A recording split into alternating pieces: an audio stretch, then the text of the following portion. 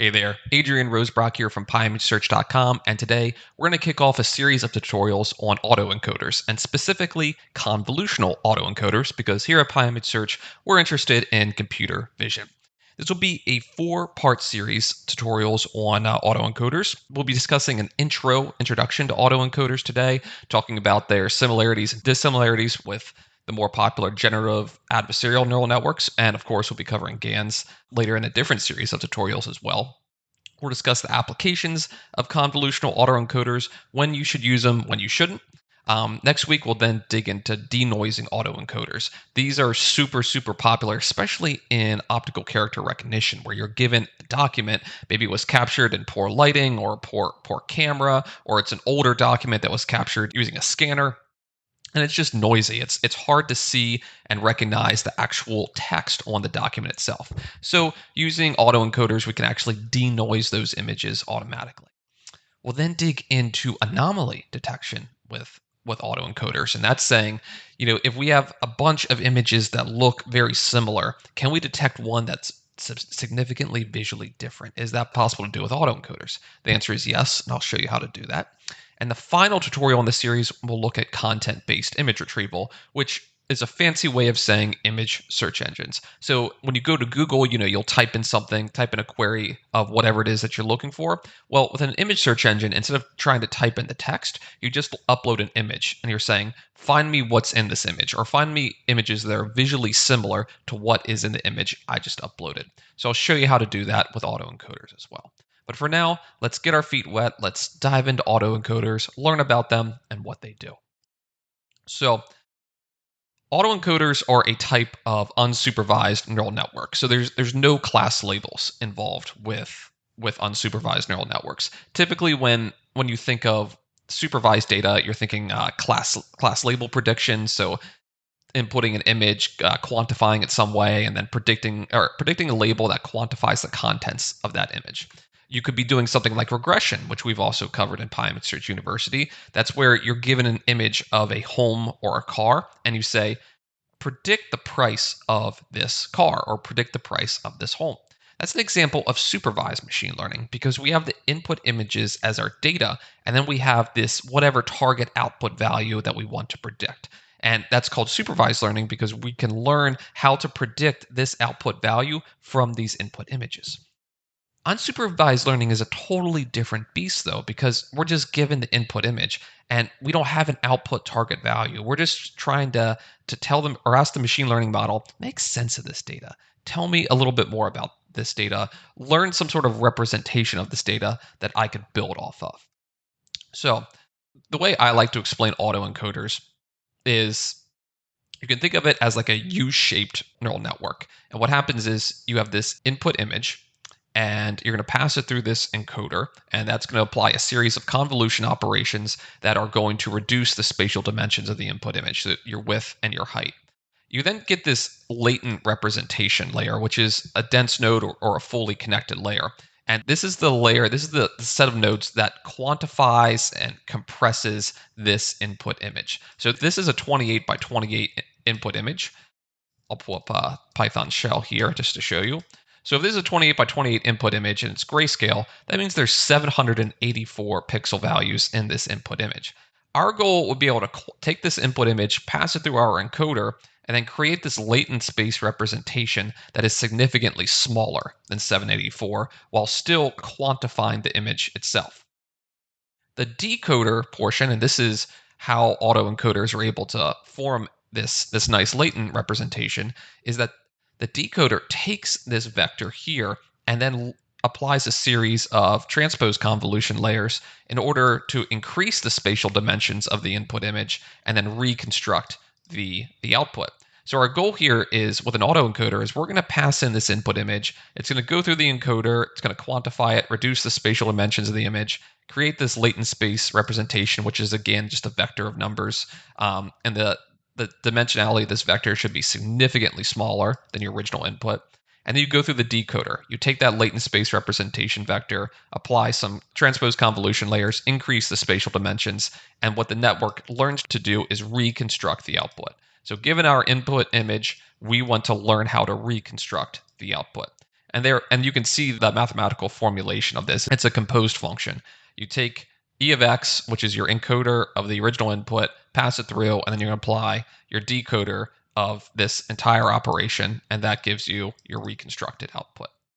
So where would you do this? I mean, you're thinking, what is the point here? Why in the world would I want to train a neural network to learn to predict the output image? Like why would you go through that? Like why not just use the original input image? Like what's the point of this latent space representation? Well, the true value of the autoencoder really does lie in that latent space representation. Because keep in mind that what we're doing here is that we want our autoencoders to compress our input data. And what we really care about here is this encoding operation. Well, there are some uses for the decoder, but this encoder operation here, that's where a lot of the magic happens. That's when you're able to learn your anomaly detection. That's where you're able to perform your content-based image retrieval. And as I show here, what's really neat is that MNIST images, which we'll be training our autoencoder on, these are 28 by 28 pixel images, meaning there's 784 pixels in the input image. The autoencoder we're going to be training will be able to reduce this value to about 16 inside this latent space representation. That's a reduction of nearly 98%. Now imagine that applied to large data sets such as ImageNet, for example. Now, where would you use autoencoders? The first application would be dimensionality reduction. So your principal component analysis, your random projections, you could use that to reduce the dimensionality of your data. Another popular example is denoising, and I discussed this with autoencoders, but the general idea is that with optical character recognition, you'll get some really nasty images. They're dirty, they need to be cleaned up. So what you could do here is take your OCR document, set it as your input, it'll encode it, create this latent space representation, and then what's special about the decoder in this case is that it can learn to remove the noise. So you get a nice representation of a cleaned document on the output. And that's possible because the autoencoder is learning the structural components of the image, the components of the text, the things that are actually semantically interesting. And then on the output, it's going to remove all that noise that we're not interested in. Another popular example of autoencoder applications is anomaly and outlier detection. So imagine you're building a computer vision system to recognize animals in the jungle. And specifically, you're interested in tigers, right? So you train this autoencoder to detect and learn what a tiger looks like. Now, there is a such thing as a white tiger. It's an anomaly. It doesn't occur that often in nature, right? Because tigers typically are orange with black stripes. But we also have this anomaly white tiger with black stripes. So using an autoencoder, you could be able to learn that, hey, that white tiger that we just saw over here, that's an anomaly. That's interesting. That's worth exploring more. So those are examples of anomalies and outliers. Now, the big question here is, what's the difference between autoencoders and GANs? Because we know from an image generation perspective, GANs are far more powerful. That's what I highlight here is that an autoencoder is essentially learning an identity function via compression. So it's taking this input image, it gets compressed here in the latent space representation, and the output of the autoencoder is the reconstructed output. And ideally, these input X should match the output O, hence the identity function. GANs, on the other hand, they're going to accept a low dimensional input, like a vector similar to this, typically a random noise vector, and it's going to build a high dimensional output space from it. So while we generate the final output, it's not part of the original training set, but according to the human eye, ideally, what we just generated should be able to pass as a real image. Another big difference is GANs have this concept of evolving landscape, and that's why they're such a big pain in the ass to train, because you're not really training to minimize loss, you're training to balance both your generator and your discriminator. But the problem is that each step of the training process, you're updating the weights of both models. So typically, when you're performing image classification or regression, it's a fixed loss landscape. And sure, you don't know where the low point is in that loss landscape, but you can apply gradient descent techniques to find that low loss area. With GANs, it's totally different because at each step of the training process, you're shifting that loss landscape. So the goal isn't to minimize your loss, it's to achieve that balance. Another big point here is that autoencoders are not used to generate these realistic data points that you see with GANs. So you've seen GANs that can generate faces. You can see GANs that can generate objects that passes real world objects. That's not what autoencoders are used for. They're instead used to compress data points. They're to create this latent space representation. And then using that latent space representation, you can do things like denoising, content-based image retrieval, and anomaly detection, which we'll go into. So that's a high-level overview of autoencoders, what they're used for. So let's start to dig into the actual code inside this project. So I got our project directory structure pulled up here. We have a single Python driver script, train convolutional autoencoder, and inside the PyImageSearch module, we have our implementation of the convolutional autoencoder.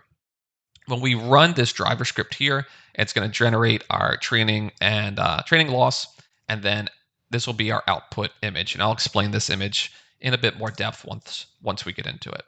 So let's open PyCharm. Got the project directory structure pulled up here.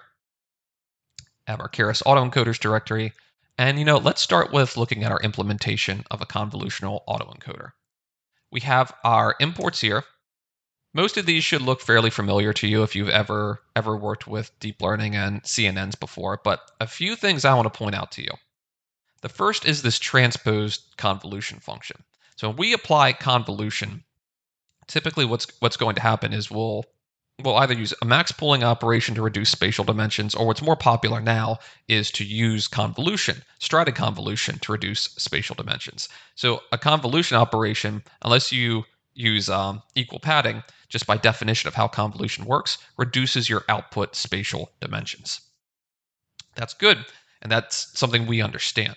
But what about transposed convolution? Well, just like convolution reduces spatial dimensions, transposed convolution is actually used to rebuild the spatial dimensions. So convolution takes an input image, makes it smaller, smaller, smaller, and then transposed convolution takes this input and makes it bigger, bigger, bigger. I'm not going to discuss transposed convolution in detail here. There's plenty of tutorials on it, and I link to a few inside the text version of this article. So if you want to read more about transposed convolution, refer to the article. But at a high level, just understand that's what transposed convolution is doing. The other big difference is that we're going to be using this leaky ReLU function. There's tons of research surrounding activation functions. There's many variations of ReLU, but a leaky ReLU has been shown to work really, really well for autoencoders. So that's why we're going to use a leaky ReLU here. Now let's dive into the conv autoencoder class. This function here, build, accepts a number of parameters: the width, which is the width of the input images, the height, the depth, which is the number of channels. Here's a list of filters we're going to be applying using convolution and transposed convolution, and this is the dimensionality of our latent space vector, this guy right here. So here we define the input shape to our network. We'll use a channel dimension of -1, which is channel's last ordering. We set our inputs, and then what we're going to do here is we're going to loop over our filters list, so 32 and 64. Inside this loop, we're going to apply a convolution, ReLU, and batch normalization operation. We'll use convolution here with a 3x3 kernel using the set number of filters, and then we'll use a stride of 2, which will reduce the spatial dimensions of the volume. Apply a leaky ReLU, and then a batch normalization. So at this point, we're almost at the end of the encoder. So we've reached pretty much right around here. This is the end of the encoder. Our goal now is to build this latent space representation. So we're going to grab the volume size, which is the spatial dimensions, once the batch normalization layer has been applied. I'll show you why we do that in a second. And then we're going to flatten the output of the batch normalization such that it's a 1D vector. And then here is our dense layer that contains the latent space dimensionality. That's why we pass in latent dim right here. So this vector latent space representation S, this vector is going to have a dimensionality of 16. So there's going to be 16 values inside this fully connected layer. And here we build the encoder portion of the model. So now we're right here. We just finished building the latent space representation. The next step is to build the decoder portion. But before I get there, I want to show you what would happen if at this point we just did a print encoder.summary. let's like see what the output of the encoder model would be. And I'm going to pull up the model summary.txt file. And we're specifically interested in this part here. So if we have a 28 by 28 by 1 input image, we're going to apply convolution, ReLU, and batch normalization. Our strided convolution will reduce the spatial dimensions from 28 by 28 to 14 by 14. And then we have a second set of convolution, ReLU, and batch normalization. Again, that strided convolution is going to take our spatial dimensions down from 14 by 14 to 7 by 7. Now, this is the 7 by 7 by 64 value. This is what the volume size variable is used for. And we're going to need this variable when we take this latent space representation and start applying transposed convolution to reconstruct the output. Here's the output of flattening the 7 by 7 by 64 volume. That is a value of 3136. Just to show you that, 7 times 7 times 64, 3136. That's why that value exists. And then we have this dense node here. This is our latent space representation.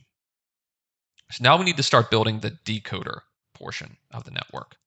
And we do that by looping over our filters again, but this time we're going to do it in reverse order. This is why I called it this U shape of the network. Because if you look at the model summary for the decoder, what you'll see is that we'll start with an input dimension that's equal to our latent space representation, and then build it to 7 by 7, to 14 by 14, and then 28 by 28.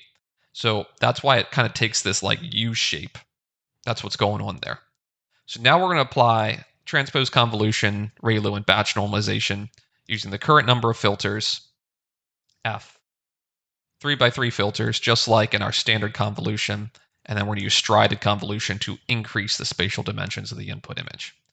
After we've done that, here's a little trick that we're going to use for Autoencoder, is we're going to apply a transposed convolution layer to recover the depth of the original image. Now, why would we do that, and what does that really mean? Well, we know that this image, this original input image, is 28 by 28 pixels with a single channel, since it's a grayscale input image. So therefore, our output image also has to be 28 by 28 by 1. But the output of this layer right here, that's going to have a total of 32 filters, which is a depth of 32. So it's like we now have this 28 by 28 input image, but instead of having one channel, it has 32 channels, which doesn't make intuitive sense. It wouldn't allow us to reconstruct this original input. So the trick here is you again apply a transposed convolution, but you're going to set the depth equal to the original input image depth. So it's going to make that channel dimension, which has 32 channels, by applying that depth of 1, we're going to be able to recover the original spatial dimensions of the input image. And finally, the output of that is just a sigmoid activation function. So then we build our decoder here, and let's take a look at the model summary. So now our input layer to the decoder is this 16-dimension latent space vector, and then we have a dense node that is 3136, which is balanced by this one up here. But how did we get this dense node to have a value of 3136? I'm going to show you this code right here, because this is arguably the most important code in our autoencoder implementation. So our input to the autoencoder is going to have spatial dimensions, or vector dimension equal to the latent dimension here, which is 16. We're then going to have a dense layer, which is the product of the volume size, so multiplying all those values out. And we know the volume size here is 7 by 7 by 64. So when you multiply that out via the numpy.prod function, that gives you that 3136 value, which is why you see that. We then take that and reshape it. This is just an internal operation done inside the convolutional neural network to reshape the input volume. So 3136, that can be reshaped into 7 by 7 by 64.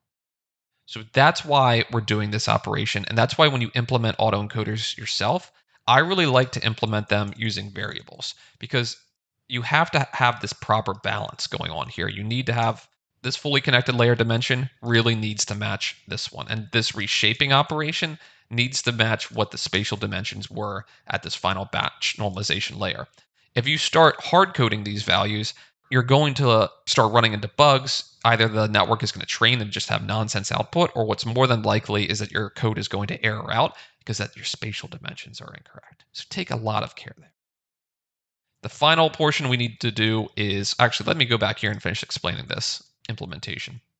So we reshape, we apply Transposed Convolution with a stride of 2, which doubles our spatial dimensions to 14 by 14. And then we'll do that again here. We're now at 28 by 28. And then this final Transposed Convolution, that doesn't increase our spatial dimensions, but like I said, it's allowing us to recover the original depth of the input image. So for a grayscale image, we'll have a depth of 1. And finally, here's our sigmoid activation. So the next step is to build our final autoencoder, which is the composition of the encoder and decoder, which I showed you right here. So the autoencoder is going to accept the inputs to our network, and then it's going to be the composition of the encoder, and then the decoder is going to be applied to the output of the encoder. And we'll return all 3 variables to our calling function. Let's put the pieces together here and actually implement our driver script. So we have matplotlib so we can plot our training history. Here we import our convolutional autoencoder. We have the atom optimizer. We'll be training our autoencoder on the MNIST dataset. Again, matplotlib for plotting, NumPy for numerical array processing, argparse for command line arguments, and CV2 for our OpenCV bindings. We have 3 command line arguments here. The first one is samples, which is the number of samples to visualize when comparing the original input image to the reconstructed output. That's what this output image is going to be. So on the left here, you have your, let's zoom in. On the left, this is your original input image. And on the right, this is the output of the autoencoder. So as you can see, there are eight examples here. And then that's why this value here, samples, is set to 8. This is the name of the output visualization file, output.png, and then we have plot.png, which is our training history plot. Next, we initialize the number of epochs to train for and the batch size, and we load the MNIST dataset from disk. Now pay attention here. We're only loading the image data itself. We're not worrying with the class labels. Well, why is that? Keep in mind what I said at the beginning of this tutorial. Autoencoders are unsupervised networks. It's unsupervised machine learning. They don't care about the class labels. They're just learning patterns from the raw data itself. So that's why we're leaving out the class labels here. We then pre-process the MNIST digits by adding in a channel dimension and then scaling them to the range 0 to 1. Here we build our convolutional autoencoder with spatial dimensions 28 by 28 with a single channel. Initialize our optimizer, and then compile the model. Here we're going to use mean squared error to minimize our loss.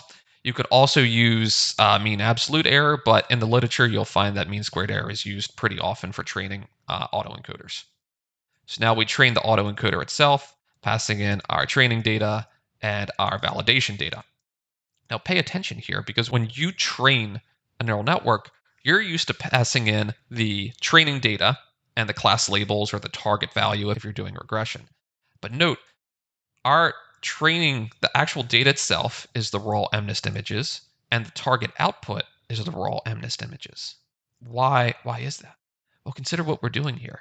We're going to give an input image to our autoencoder, and our goal is to train the autoencoder such that it can reconstruct the output. Therefore, when training the network, the original input image, which is train X, should be passed in, and our target value is also the original input image because we want to learn how to reconstruct it. So that's why you see train X passed in twice here. Once training is complete, we plot our validation loss and our training loss and save this plot to disk. And the final step here is to use our convolutional autoencoder to make predictions on the testing images. So we take our test data and we call the .predict function, which results in these decoded predictions. So let's loop over a sample of the decoded predictions, and we'll grab the original input image and the reconstructed input image. So we multiply by 255 because the pixel values have been scaled to 0 to 1 via this operation. So this scales the pixel intensities from 0 to 255, and we convert the data type from a floating point type to an unsigned 8-bit integer such that we can easily visualize them using OpenCV. We'll then horizontally stack them side by side, and if the output array is empty, then we'll set this output array equal to this output. Otherwise, we're going to vertically stack the samples. The final step is to write our output image to disk. So to execute this script, just come up here to the usage, copy and paste it over to the terminal, and let's run it. So we'll load in this data set from disk, build the autoencoder, and then we'll start training for a total of 25 epochs. And as you can see, our loss is being driven down. So this would take a little while to run, so I'm going to kill the script and instead show you my output, which shows you that we're able to minimize our loss during each epoch. So let's take a look at our final output, because that's the most important. So as I mentioned, on the left column here, this is the original input image. And on that column on the right, this is our reconstructed output. So original input image, that's this column. Reconstructed output is this column. Look how good our autoencoder is at reconstructing the input images. This 7 is almost identical. This 1, almost identical. I really like the 0 example because look how jagged parts of the 0 is. But using our autoencoder, we're able to clean it up a bit. The same goes for this 4 here. Look at this little embellishment, this little curve here at the bottom of the 4. That's been cleaned up using the convolutional autoencoder. So yes, there are subtle differences between the input and the output, but the point is that we've learned a really good latent space representation. But what good is that? Because currently all we've learned how to do is reconstruct the output. That's not extremely interesting, right? What can we actually do that's super useful with autoencoders? Well, the next part in this tutorial, you're going to learn how to use autoencoders to denoise your input images. And from there, I'm going to show you how to use them for anomaly detection and finally for content-based image retrieval. So for now, study the basics of autoencoders. Make sure you understand the general flow here. Make sure you understand what this equation is representing. That'll be enough, and from there, you can move on to the next tutorial in this series. I'll see you then.